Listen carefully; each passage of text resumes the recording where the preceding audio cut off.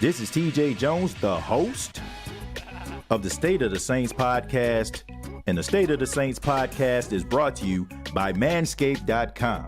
For those that enjoyed the Lawnmower 3.0, well, I got news for you. The Manscaped engineering team has successfully created the Lawnmower 4.0. You heard that right, the Lawnmower 4.0. The leader in male grooming is taking it to the next level. Join the 6 million men worldwide who trust Manscaped for all their below-the-waist needs. Go to manscaped.com. Use the promo code STATEOFSAINTS and you will save 20% off on the Lawnmower 4.0 as well as other Manscaped items. That's Manscaped.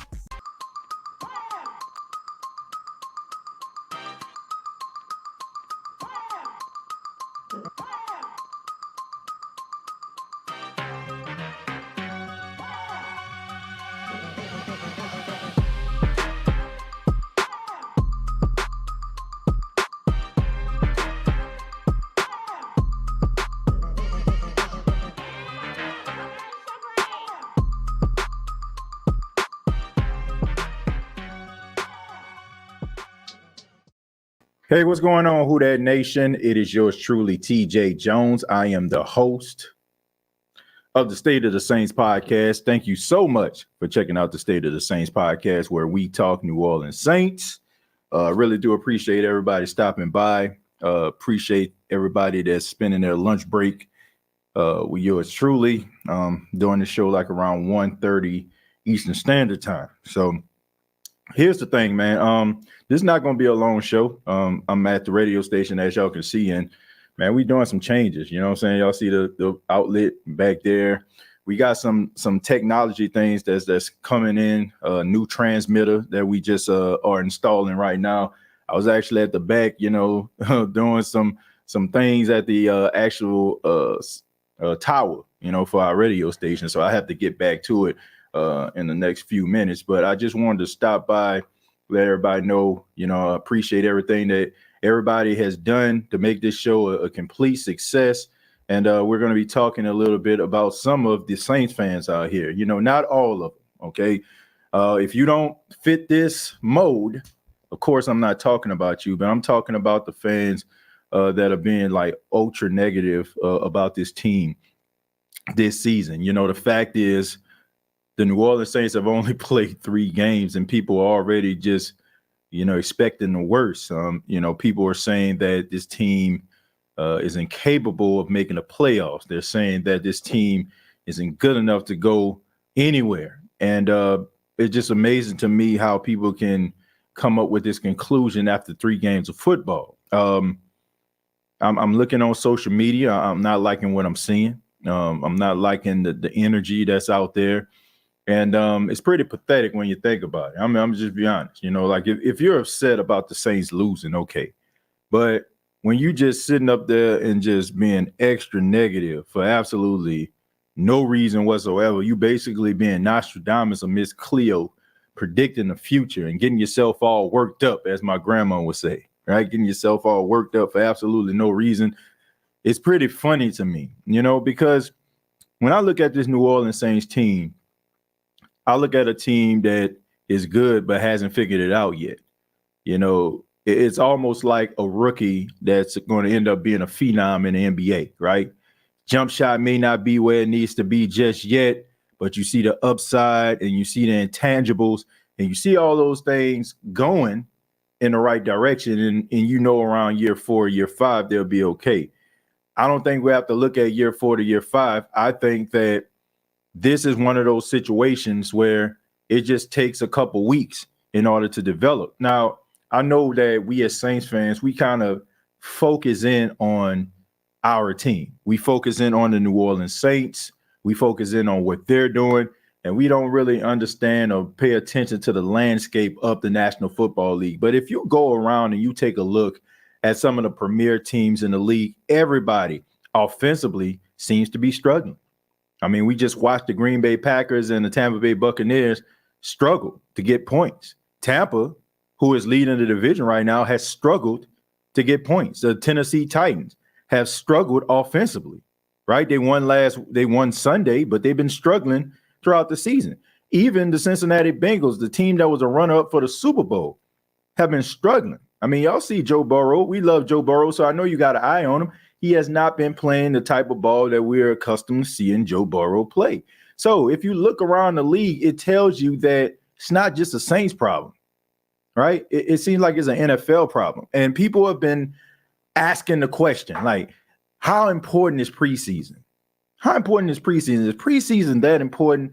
The fact that you can actually get some reps. And I understand the ramifications, right, of playing in preseason. Sometimes you go out there, you're giving it your all, and you might end up getting hurt. And it's more understandable getting hurt in a regular season versus being hurt, in the preseason. I get that, right? But when you are talking about time on task, when you're talking about developing chemistry, when you're talking about working with guys together as a cohesive unit, you need as many reps as you possibly can. So the optimism that I have, you can try to point out all of the weak links on the New Orleans Saints, all of the, the holes in the boat, if you will. But I look around the National Football League and it gives me optimism about this team because, once again, you have teams out there that are struggling. And I don't know who a lot of you are paying attention to that is just, ultra just unstoppable in the National Football League. But I haven't seen it. I mean, we've seen the Buffalo Bills in a struggle to get 20 points. They lost to the Miami Dolphins this past weekend. So that was the team everybody was talking about going to be undefeated. The Philadelphia Eagles, even though they're flying high, no pun intended, they're not an unbeatable team. So there's a lot of teams out there that are struggling, that are trying to figure it out, just like the New Orleans Saints. So my question is, why are Saints fans being so negative? Why are they being so negative? It's not like the Saints haven't been in this position before. And I'm not even talking about before 2006. I'm talking about during the time Drew Brees and Sean Payton was here. And I said this on the last episode. I just think that a lot of us are prisoners of moment. When we're going through the motions, we have a tendency of only looking at the positive things and not looking at the negative.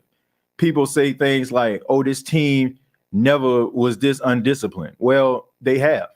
People say, well, I never seen this team be inconsistent. I have. I mean, I don't know what you've been watching over the last 15 years, but I've seen inconsistency when it came to the New Orleans Saints, and I've seen it very early in the season. I think the biggest issue that Saints fans have is it's unfamiliar territory. Like, it's almost like a new relationship, and this is like the first test, right? It's hard to know where a person is actually going to be coming from, knowing if you can confide in them, knowing if I tell you this, will you be able to keep this, right? Or put it out there for the world to see. It's kind of like that, right? When we look at the adversities that the New Orleans Saints are going through, we have unfamiliar people that we're confiding in, and which causes us to panic.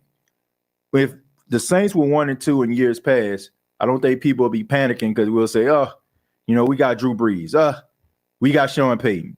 And that was comfort to a lot of people. That was the blanket, right? That was the teddy bear. That was our level of comfort because we felt like we had those two guys and they'll be able to help us to get out this situation. I just don't understand like how anybody can look at this team and just, been a Saints fan as long as you have and seen some of these things transpire and just head for the hills. Like my question was, were you heading for the hills when this was happening with Drew Brees? Were you heading for the hills when this was happening with Sean Payton? I mean, I'm just wondering, or is it just the fact that you just don't recognize any of these guys and you don't trust them? So what is the real reason why people are panicking after 3 weeks of the NFL season? I just would like to know. So if you're in the chat right now and you can answer this question for me, just give me your opinion. Just give me your opinion as to why or how you believe these people are being as negative as they are. Not everybody. And once again, if you don't fit that mold, and I'm not talking about you, but I'm just talking about people that just continuously expect the worst. I don't get it.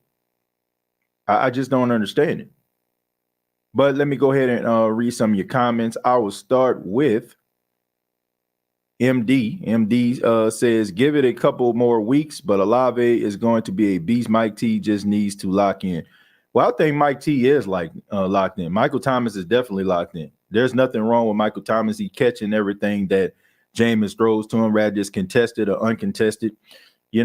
Michael Thomas is slowly getting back to his old self. Unfortunately, he has this injury with his foot, but it's not going to cause him to miss any time, which is a good thing. And I heard also with Jarvis Landry, he's not going to miss any time either. So both of these guys dodged bullets. That was according to NBC Sports. When they did the test on these two guys, they tripping, bro. I just don't understand it. I just don't get why, people are just being that, just negative. It's not like if this was something that we never seen, then I can understand it. But we've been in this situation before. Already read that. Bandwagoners.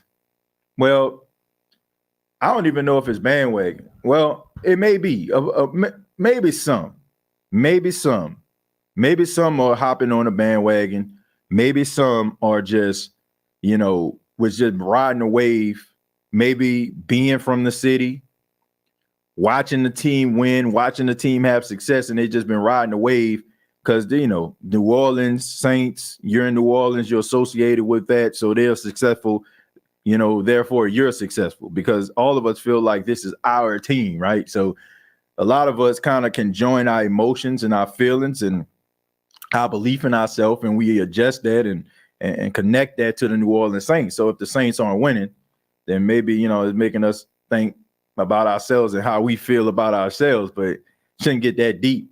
But I just don't get it. I don't get why people are just getting upset after 3 weeks of football. Good afternoon, TJ. And how you doing, man? Thank you for being here, man. They tripping. I feel like I already read some of these. Yes, I agree. Some Saints fans are negative. I'm a Saints fan for life, win, lose, or draw. Yeah. A lot of, I don't want to say a lot, but there's a huge collection of Saints fans that are just ultra negative. Like anything that happens is like it's the worst thing in the world. Like sloppy play, undisciplined. That doesn't mean that that's going to amount to, just a whole year of ineptitude. Like if we're talking about these conversations around week 6 or 7, then I can understand that. Some people, I feel like they just saying this. Maybe they want to get ahead of the curve. I don't know. Saints ran the ball 2 times in total in the fourth quarter in 3 games. That's because they've been behind. It's hard for you to run the football in the fourth quarter when you're down by 2 touchdowns. It's hard for you to go out there and just, try to run a football. You got to throw that out. So that's not a surprise to me. The Saints need to start fast, and they need to start being in the game. We need to see points first, second, and third quarter and not waiting the garbage time in order for them to be able to percolate. That's the biggest issue right here. The inconsistency when it comes to the first 3 quarters. In the fourth quarter, the light come on, but it's a little bit too late. Like you're fighting for your life in these fourth quarters. And it's hard for you to get, into the game plan, because if a team is up by a couple of touchdowns, they know you're going to throw it. And that gives them ammunition to pin their ears back and just come on the attack, which they have been doing. What's going on, Jared? Appreciate you for being here. It says, yes, the game is on NFL Network, but WWL TV will bring the game to us Sunday. I'll get a chance to watch it before I go to church Sunday. Yeah.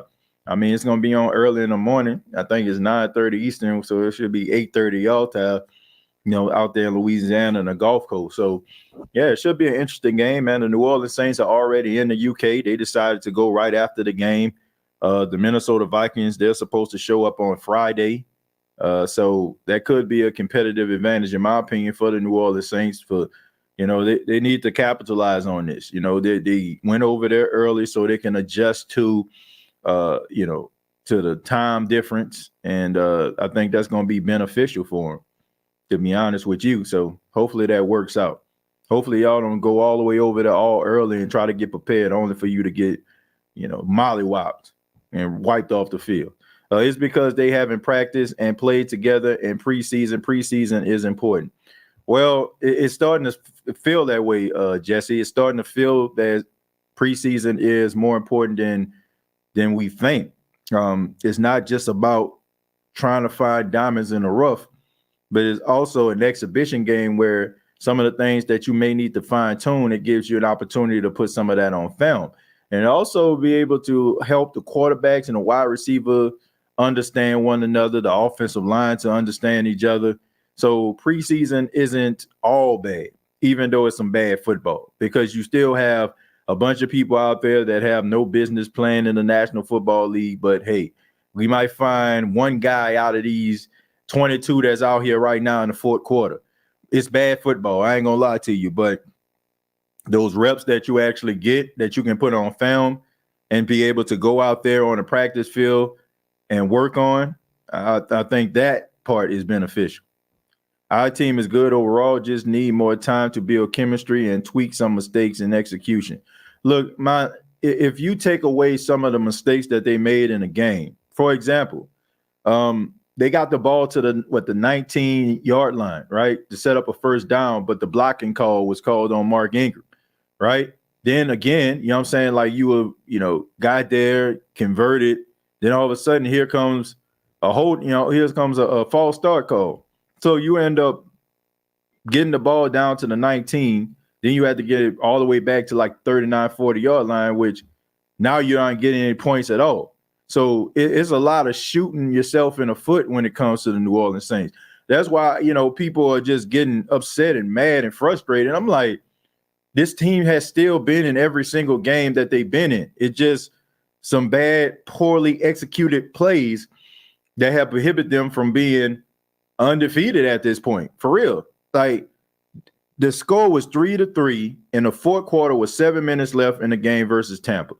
And in the game, against the Carolina Panthers, you don't miss a field goal, right? You don't get a field goal block, right? Maybe on that first drive, if you would have, at least would have got another field goal. So we would have been talking about a completely different football game here. So it's not like people act like this team is like so far away. What have you seen from this team? Like, I'm talking about, I know a lot of you have seen bad football. I know you have. I've watched a lot of bad football myself. There's a difference between sloppy football and bad football. Like, there's teams you can see that it's just not going to be their day. Like, it's just absolutely pathetic. It's not going to work. It's going to be bad, and you know it.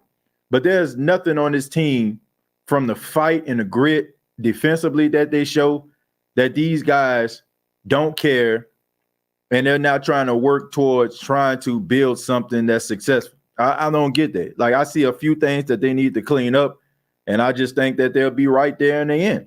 I don't think that the sky is falling. Like just because, you talk about Jameis, missing Alvin Kamara, or, maybe, a fumble by Alvin Kamara or something like that. I mean, all these things are like fixable. If it was like Jameis was throwing the ball down the field, and you had a guy out there with Butterfingers just missing the ball left and right. You had guys out there that just looked like a deer in headlights. Then it would be one thing. But these guys are executing at a high level. The problem is when they get to a certain point, here come the screw ups. So that I think is a difference, man. It's a difference between being a bad football team and a sloppy football team. And I just feel like they're a sloppy football team. So, I mean, there was nothing in that game where I just felt like it can't be fixed.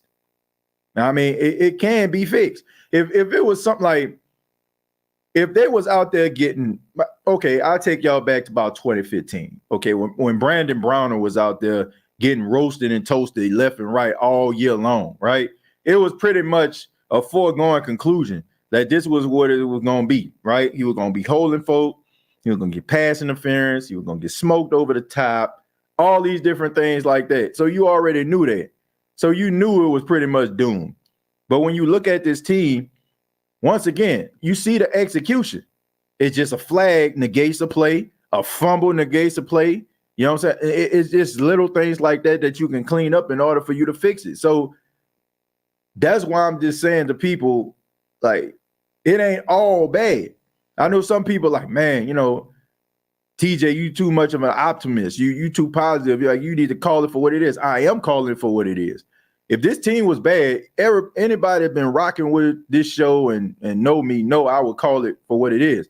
If it was as bad as people making it out to be, then I would be right there with them. That's some bad football they playing, but it's self-inflicted. If it wasn't self-inflicted and they were just playing bad, then I'll be just like everybody else, like, man, this ain't going to be our year. But these things can be fixable. These things can be fixable. I'm going to scroll down a little bit because I said a lot. So I'm going to start with casual here. Says there are Saints fans out there that just don't like Winston. And let's just be honest, if Winston was white, they wouldn't give up so quickly. Those are seeds planted in them beforehand, sadly.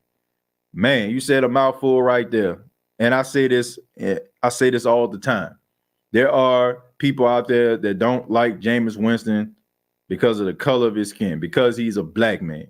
I seen a lady, I don't care what anybody says. I was listening to WWL, and this lady went on WWL television. Not television, but radio, right after the game. I mean, it still should be up there. And this lady went and to like some type of medical report, and she was talking about Jameis' back injury could prohibit him, from actually having like some level of cognitive memory. You know what I'm saying? Like, it would cause him cognitive memory loss. I mean, if that ain't a way of just basically saying somebody's stupid, you know what I'm saying? Like, yeah, like it's just stuff like that. Like you have people out there that just feel like that a black quarterback is, not going to succeed in the NFL. You still got people that think like that because they feel like it's a thinking position for the most part, and they don't feel like they have the tools to do that. They do have some people out there. Then you have people out here who looked at what he did in Tampa, looked at what he did and said, well, it didn't work in Tampa, so it's not going to work in New Orleans. And now that he's throwing these interceptions and like he did in Tampa, now it's really getting people on board to like, man, this dude ain't it. I always knew he wasn't it. Well, my question is, if you knew that he wasn't it, why is it that I'm only seeing these comments in losses and when they're at their lowest? Like, if Jameis was out here throwing touchdowns and the Saints were winning, I still would say, man, I don't feel like this dude is the guy. Now, some people been saying this, and I'll give them their credit, but for the most part, I just think people just kind of jumped on board. Because what you're doing is like you're allowing past judgment to cloud your judgment. Funny how people are afraid of players getting hurt during preseason, and we have players tearing the ACL during drills. Yeah, man. I mean, Sterling Shepard, I mean, that was horrible last night. He was just actually running, and then all of a sudden he just stopped, man, and grabbed his ankle, and fell to the ground, man. That was awful right there. You know, when that happened, when it's non-contact like that, man, you know it's over with. You know he done for the season. So I'm praying for that brother, man. But yeah, I mean, those injuries like that, you know, happen in the regular season. But Smitty, here's the thing. It's more understandable that it happened in the regular season. You know, if it happened in the preseason and that guy's a star, then every sports show gonna wake up and be talking about why was he playing? Why was he playing? Why would you do that? Right? So it's darn if you do, it's darn if you don't. You know, so it's a win, it's a lose-lose situation, in my opinion. It's not even win-lose, it's lose-lose, right? Because if you don't play him in preseason, you have there's a chance that they won't be a cohesive unit going into the regular season. And, you know, like, if you do play him in preseason, there's a strong chance that he may get hurt. So what can you do? TJ, is not about the team messing up. It's because we have receivers running wide open and Jameis is missing them. Look, Jameis has missed some guys, right? Joe, he has missed some guys. But Jameis didn't fumble the football and Carolina returned it for a touchdown. Jameis didn't get a field goal block. Jameis didn't miss a field goal. I mean, come on, we got to put this thing into perspective. Like, I get it. Jameis Winston is low-hanging fruit because he's throwing interceptions. You know what I'm saying? He threw like 5 interceptions in the last 2 weeks. I get it, right? I completely understand, right? It's basically just low-hanging fruit. But I just feel like when people just focus in on Jameis, and not looking at what this team is actually doing as a staff organization and mother-loving crew, I feel like that's unfair. I just feel like people are just pinpointing just dude out and not looking at the way that this team is being playing when it comes to the penalties, the sloppy play, all these things. Like, if you want to blame Jameis and talk about the turnovers, okay, fine. But don't act like his turnovers, you know what I'm saying, like that happened in Carolina was the reason why they lost. I mean, I'm just being real. Like, people, you know, like, here's the thing.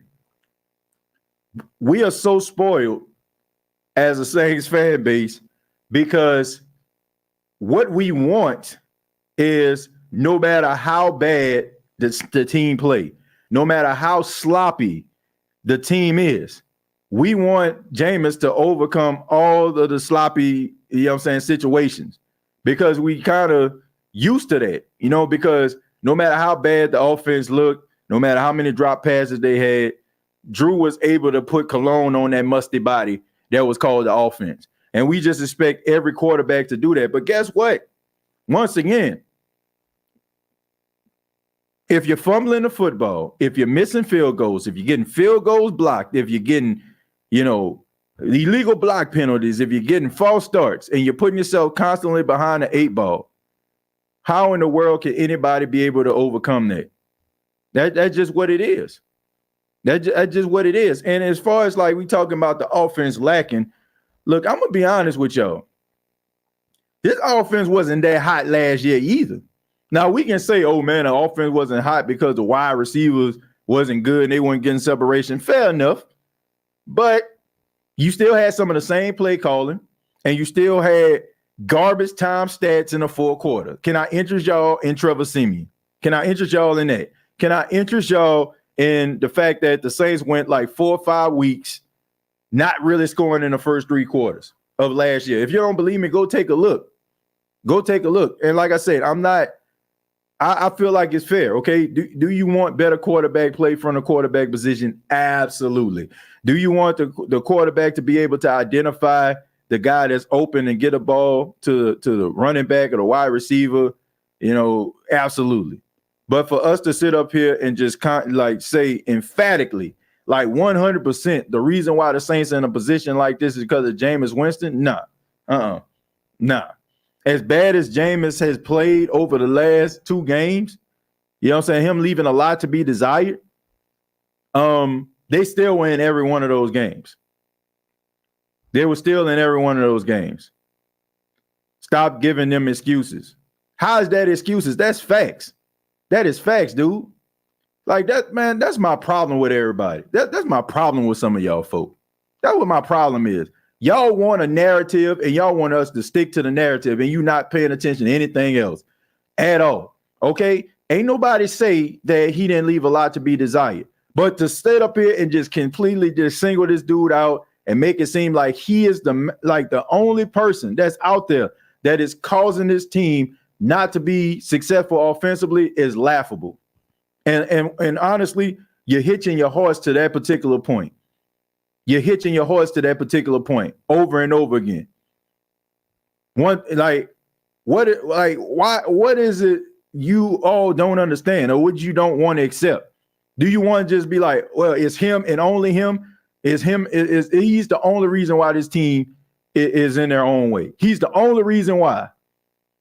Like, if you say that, if you believe that, then you don't know what the heck you talking about. And I honestly just think that you go to, like, you watch games and you just look at him solely and don't look at anything else.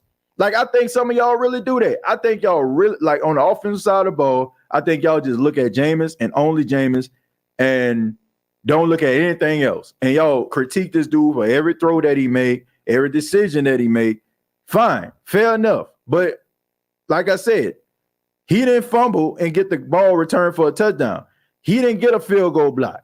He didn't miss a field goal, right? He didn't get he didn't get a holding call. He didn't get a false start penalty.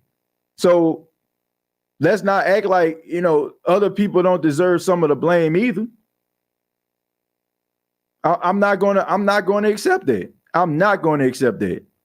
Like, if you're saying stuff like that, you got an agenda. If you solely just looking at this dude and saying he is the problem and that's it, I can't look. If Andy Dalton was playing in this game and they fumbled the way that they did, and they, they missed the field goals the way they did, guess what?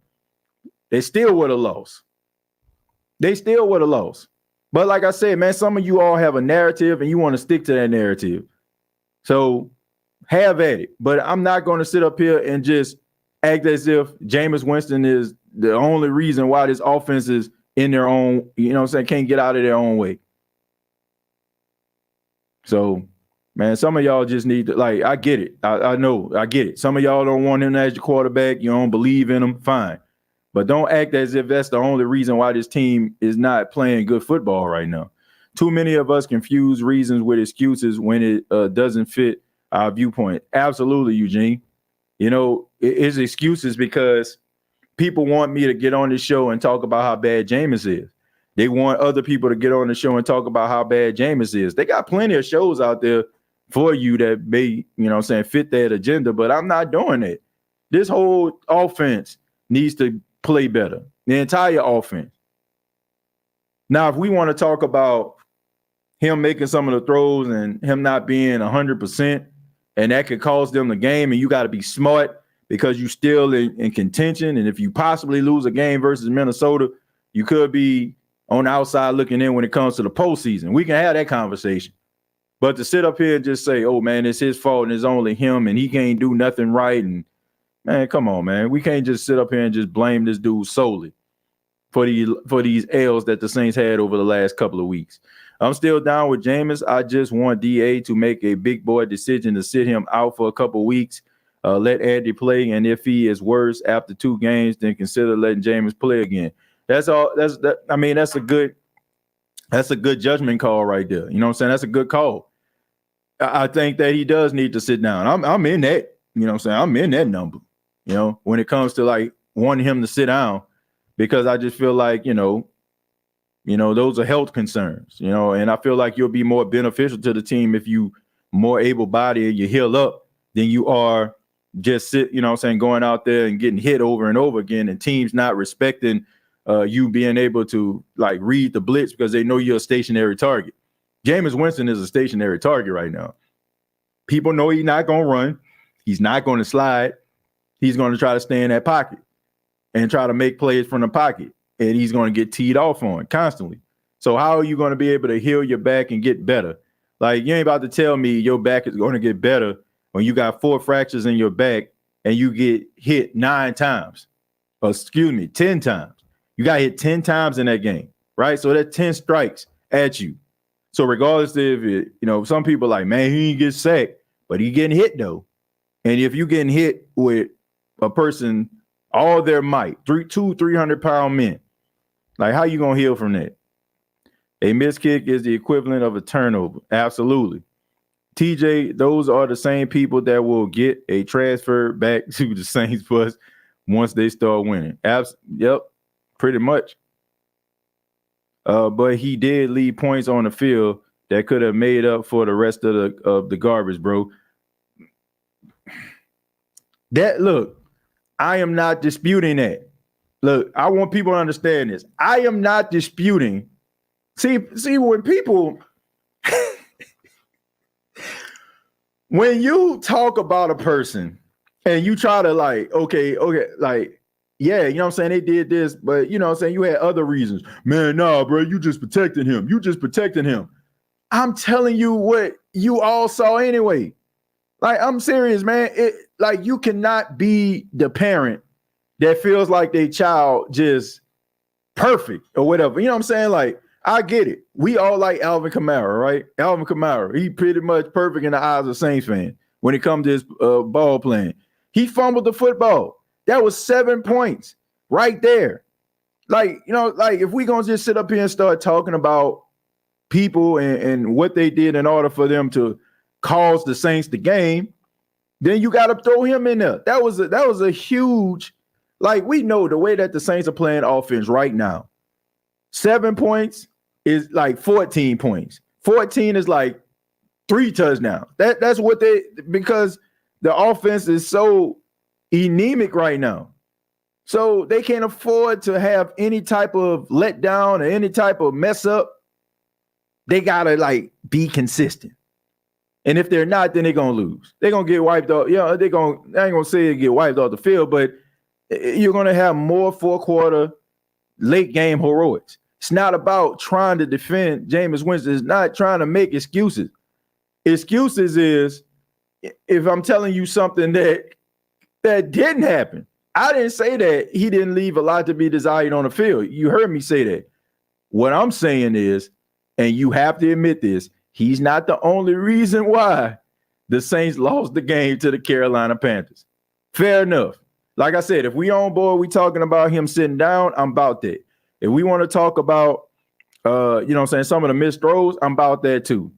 But if we're going to talk about that and we're going to say that with our whole chest and be as confident as we are about that, we need to be as confident in saying that this team is in their own way and it's not just Jameis Winston. It's not just Jameis Winston, man. That's all I've been saying. Let Jameis sit and heal up. I never said cut the man. People like woulda stayed when Katrina hit because you're so optimistic, not believing it's a serious storm. Well, Joshua, I'm gonna say this, man. I'm gonna say this. First off, I don't feel like that's fair because here's the reality. I don't. First off, Josh, if you can afford me a few minutes, but first, before I even answer that, let me know how old you are. Let me know how old you are, and then I'll answer that question because that's a statement that I really want to address. So just Josh, just put your age in the chat, and then I'll answer your question. TJ, to lighten things up during a tense week, maybe we should consider using fake British accents during call-ins and drop stereotypical Brit phrases in the comments this week. Cheerio, governor. Well, we definitely don't want to offend anybody here on the State of the Saints podcast, but you know, I mean, if people want to use British accents, I'm all for it. You know, I know we got some people listening in the UK right now. We got quite a few people that actually listen to this podcast in the UK. So I'm pretty sure, you know, they probably don't mind. But I'm gonna scroll down a little bit because I don't know if Josh put his age in here, but I'm still about to answer his question. So he was talking about people being optimistic and staying, you know, because of the storm.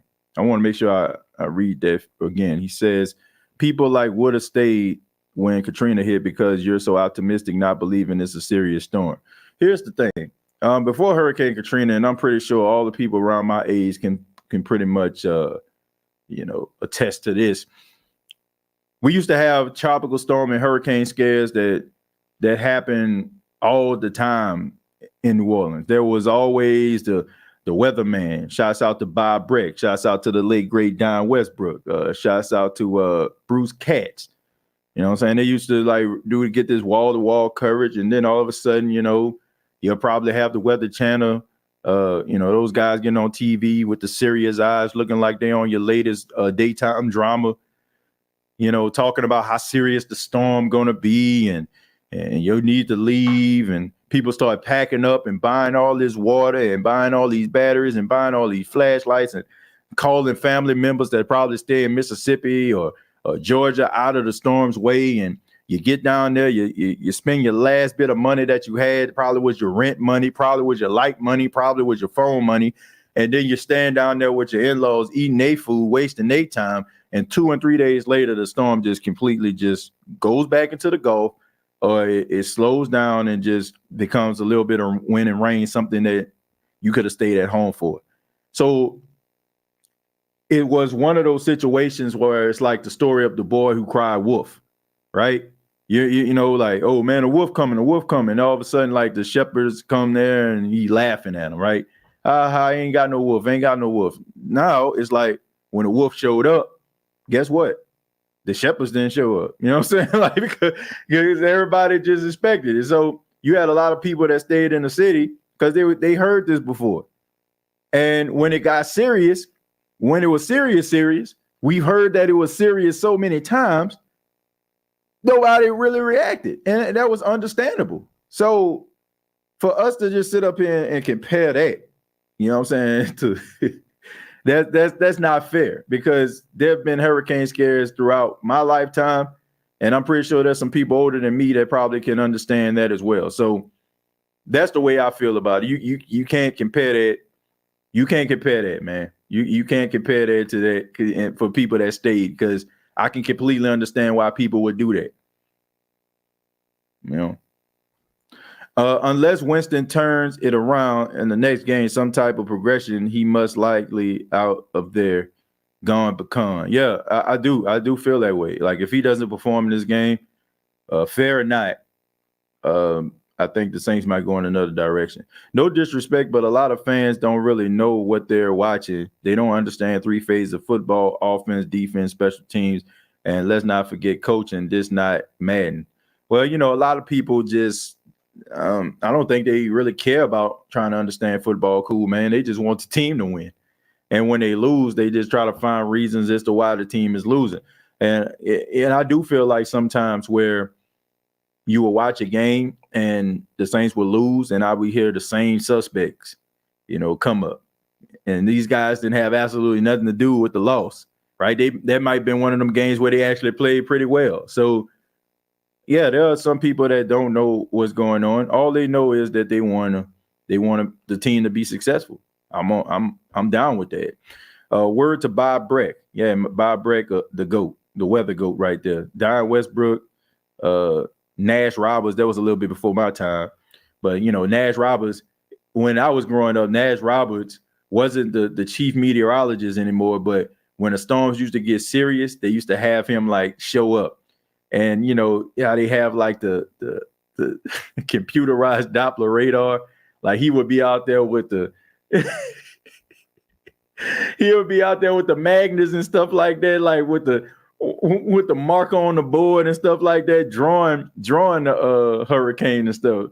And the crazy thing about Nash Roberts, he was for the most part always dead home, drawing that stuff out, drawing diagrams, man. And we had all that technology during the time, people putting all those little things inside of the eye of the storm in order for them to get the best quality of where it's going. And here comes Nash Roberts with the marker, you know what I'm saying? The erase marker and, the little magnets that symbolize what a hurricane is. And most of the time he was always dead on, man. So it's amazing, man, because I guess he felt like, man, way before y'all had all this Doppler stuff, we was out here predicting the weather. So rest in peace to Nash Roberts, and rest in peace to Don Westbrook as well. Y'all know Jameis is having the same problems he had at Tampa Bay. Y'all in denial. It's not about being in denial, man. Like, look, I don't understand the angle, man. I don't. It's not about being in denial. Like, I'm not about to jump out here and just talk about how bad the dude is when the whole team is playing like trash. The whole team offensively is playing bad. I mean, the dude is basically just low-hanging fruit because he's Jameis Winston and he's done Jameis Winston things like turn the ball over. So he's low-hanging fruit right now. It's almost like if Cesar Ruiz have a good game, you know what I'm saying, and the Saints lose, and you see like, you know, the quarterback got sacked 3 or 4 times, you're gonna start blaming Cesar Ruiz. Like, that's kind of like what it is. You know, like if you're gonna blame him, you gotta blame everybody else. You gotta blame the whole offense. Can't just sit up here and just pinpoint him out and act like these other guys aren't responsible for some of these L's that the Saints have had over the last couple of weeks. It's not defending him. It's about calling it for what it is. Would you consider going on C3 Panthers podcast next game? I would like to see it. Who is C3 Panther? I'm sorry, I don't know what that is. Somebody have to let me know who that is. I'm not sure who that is, to be honest. I live in Florida. I'm personally riding the path of the storm. It's scheduled to make landfall about 10 miles from where I live. Unfortunately, I can't evacuate. I will be riding out the storm.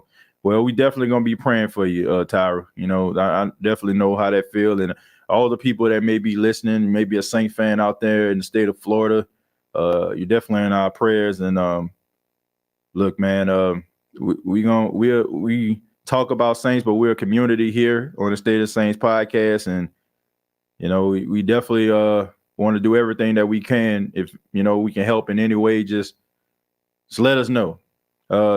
Who that TJ staff needs to let Winston get healed and make do with Dalton. I've heard that a lot, Ro, and I'm on board with that. I agree with that.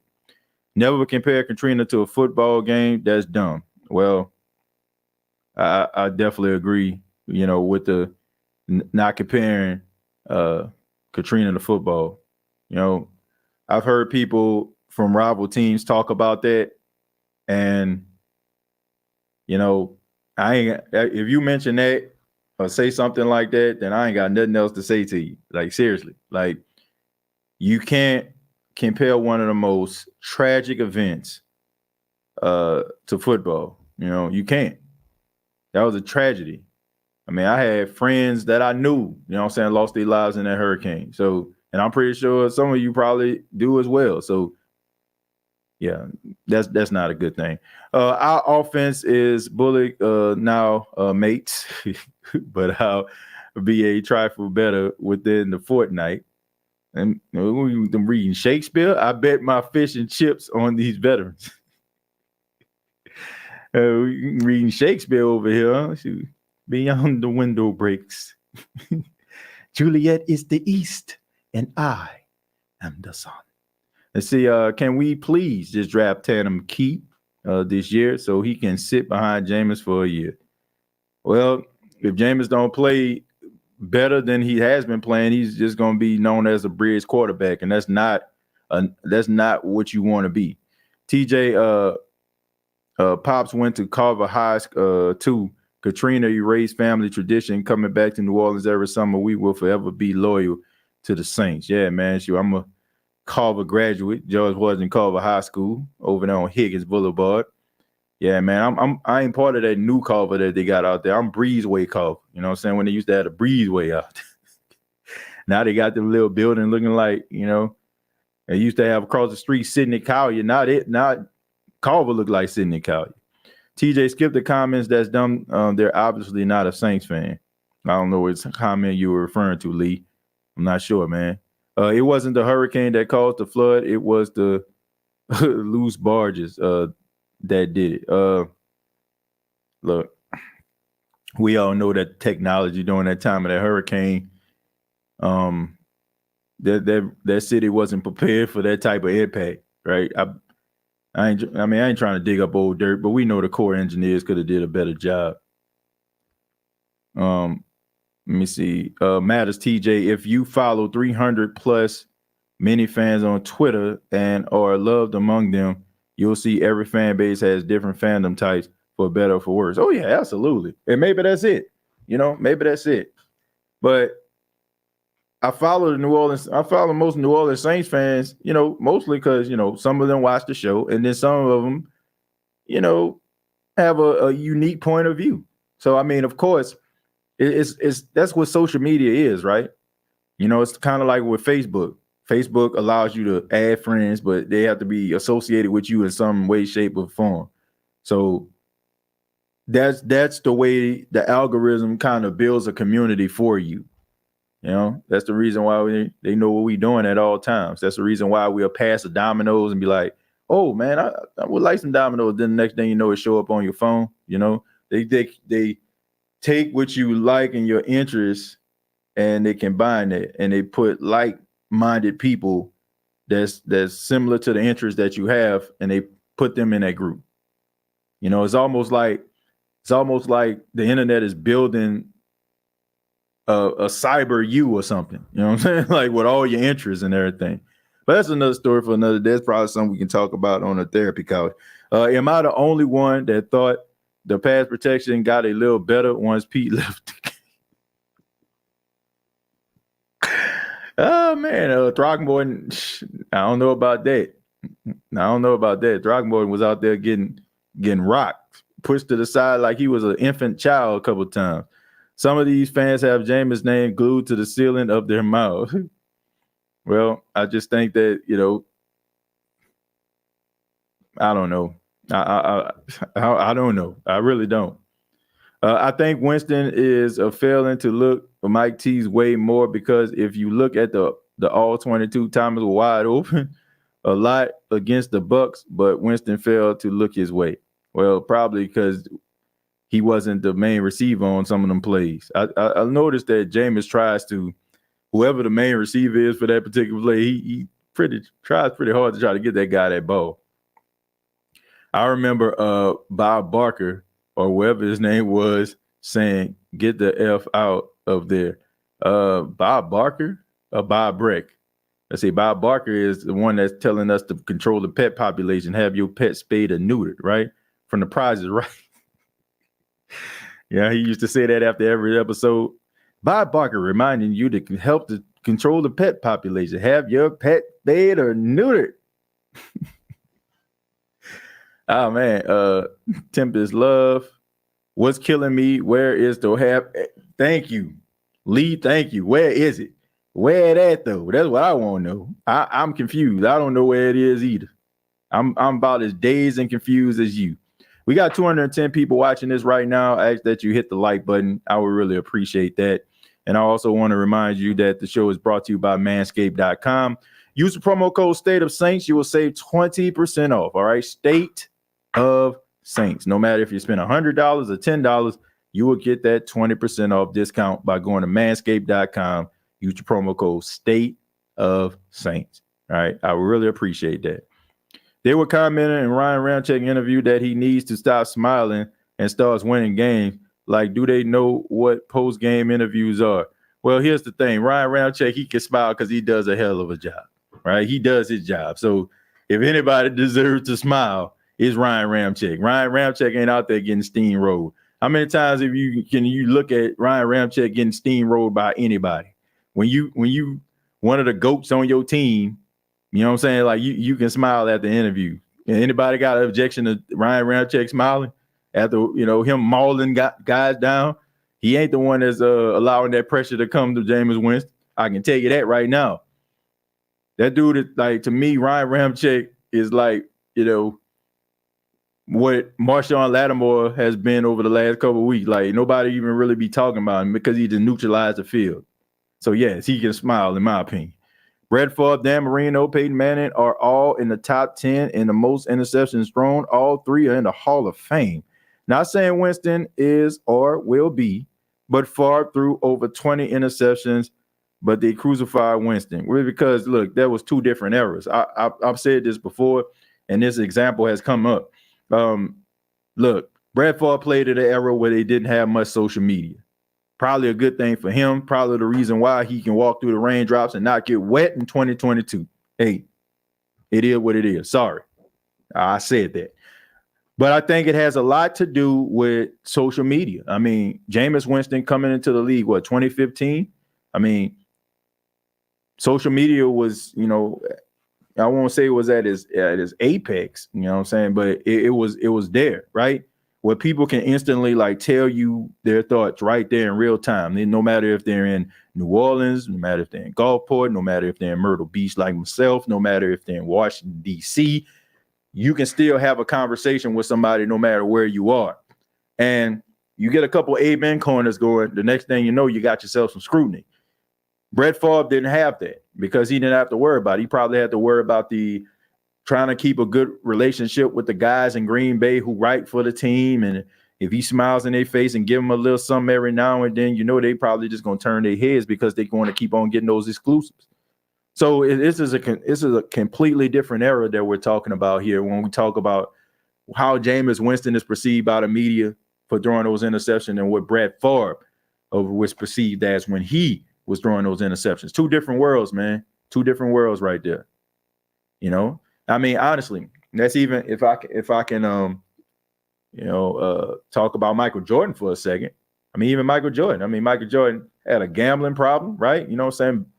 Bet about almost, a couple $1 million, lost a couple $1 million, in a golf game, went to Atlantic City, during a finals, the Eastern Conference Finals, if I'm not mistaken.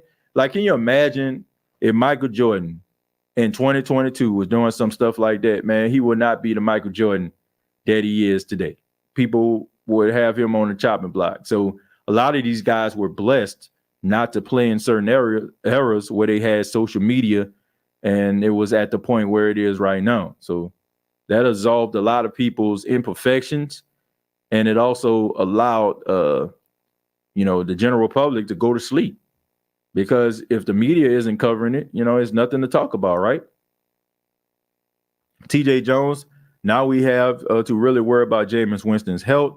I think he should sit out for a little bit, fix the disc in his back and his ankle, and he'll be ready to go. Don't force him out there. And not to mention, man, we have to understand the dude is also healing from an ACL tear as well. I mean, he's not 100% from that. It takes a couple weeks of actually playing in real time in order for you to do that. So you still dealing with a ACL that you're trying to heal from. You got an ankle injury that you had, I guess, in practice versus Green Bay that you've been dealing with, and now you got 4 fractures in your back. Man, I tell you, looking like Steve McNair back in the day. Can't believe we're struggling to stop a double A mug blitz. When my high school coach had to figure out after one game, I don't get it. Well, yeah. I mean, look, cover zero. Come on, man. Come on, cover zero. They was running that from sun up to sundown.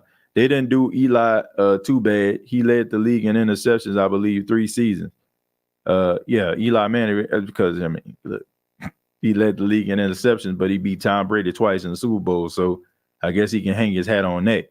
We need our running game back. I agree. Ain't nobody been throwing on Lattimore's side. I agree with that too. He didn't even record a stat last week.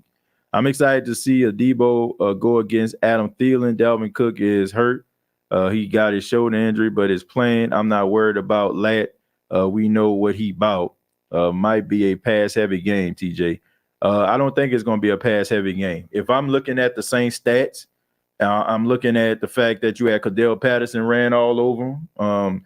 If I'm looking at the fact that you had Chris McCaffrey at 25 carry for over 100 yards, you're looking for the fact that Leonard Fournette, even though he averaged about 2 yards a carry, but he had about 70 yards, as close to 70 yards. I'm running the football. Man. I mean, the Saints pass defense has shown you that they have that in check. They good on that. That's good money. You know what I'm saying? That's good money right there. But hey. But folks, I got to go ahead and head on out of here. I appreciate everybody for being here. I got to get back to what I'm doing. Papa, thank you very much for the $2. Said TJ, we started you under center this week. Nah, I'm good on that. But thank y'all so much for being a part of the State of the Saints podcast, making us a part of your listening pleasure. Be sure to subscribe to the YouTube channel. Make sure that you hit that like button.